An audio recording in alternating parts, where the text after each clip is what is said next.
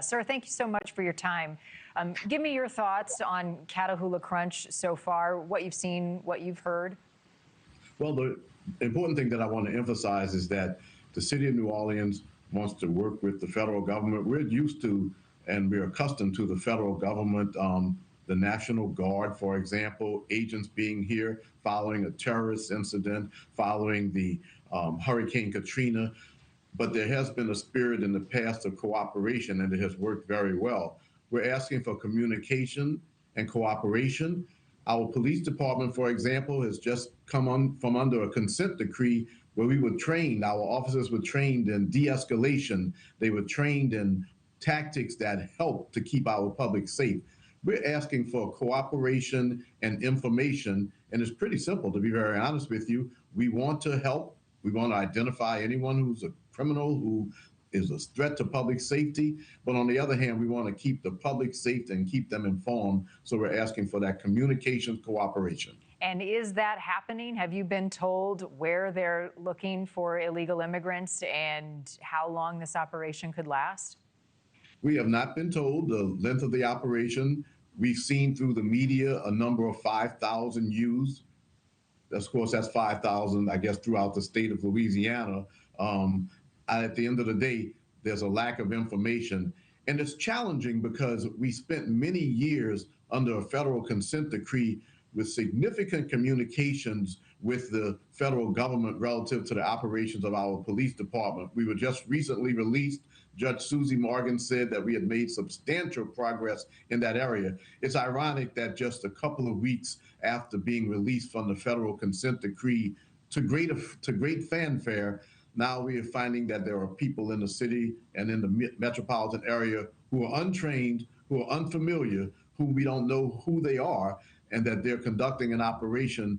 And we're asking for cooperation and communication. And I think that that's fair. We're not asking that the state law or the city law preempt federal law, but certainly in the interest of public safety, communication and cooperation is important.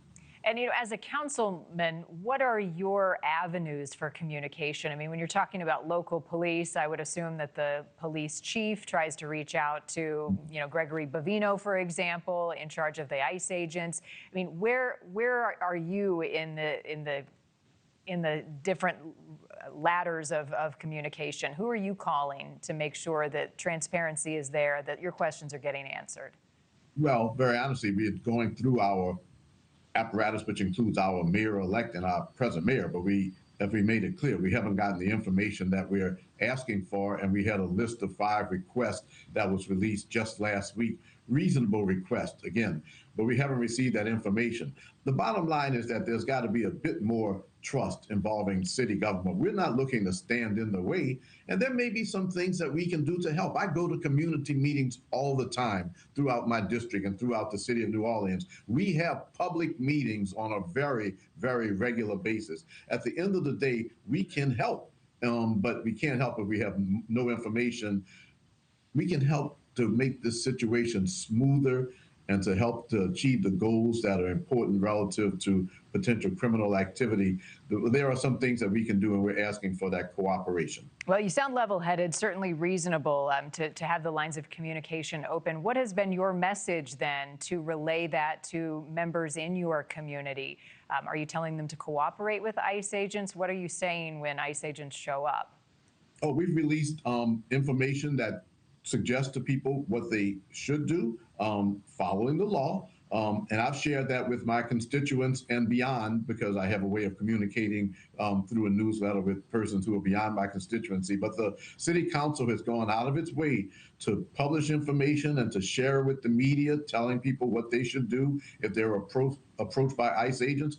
This is a challenge sometimes because the public feels that, based on watching television, that they don't know who an ICE agent is, that they could be taken advantage of by people who just dress up as ICE agents. If they were working with members of the New Orleans Police Department and there were communications, for example, I think that we could do a little bit better.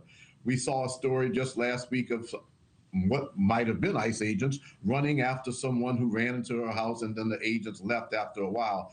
That's just not the way that our New Orleans Police Department and our state troopers were trained in terms of how to get certain things done. Thank you for watching. Subscribe below and download our NewsNation app right now on your phone, and you will get fact-based, unbiased news for all Americans.